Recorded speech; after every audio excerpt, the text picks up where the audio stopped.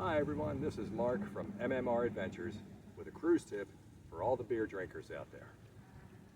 If you like this video, please give us a thumbs up and consider subscribing. It doesn't cost anything, but it really helps the channel out. Your next cruise, consider taking a collapsible soft cooler like this one. It folds flat and can be put in the bottom of your suitcase. We all know cruising is back and ships are sailing at capacity. This could mean long lines at the bar waiting to get a beer. And if you order from the roving servers, it's going to be warm by the time it gets to you.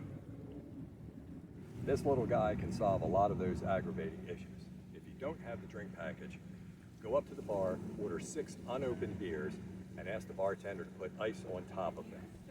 Some cruise lines will even offer bucket specials, which are 5 for the price of 4. If you have the drink package, things could get a little trickier.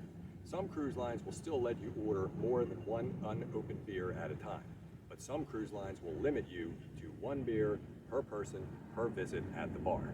In this case, you may have to visit multiple bars to fill up your cooler, but the end result is the same, and if you're trying to get your steps in, it's an added bonus. Sometimes bartenders are busy or they're running low on ice and might not fill up your cooler as much as you like. If this happens, go into the buffet, go to the drink station, fill up cups of ice and pour that into your cooler until it's full. Once your cooler is full and your beers are icy cold, sit back and relax.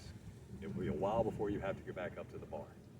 The ice will last a long time, so you can have the roving servers bring you replacements for the ones that you're currently drinking, and that'll even extend the time between bar visits.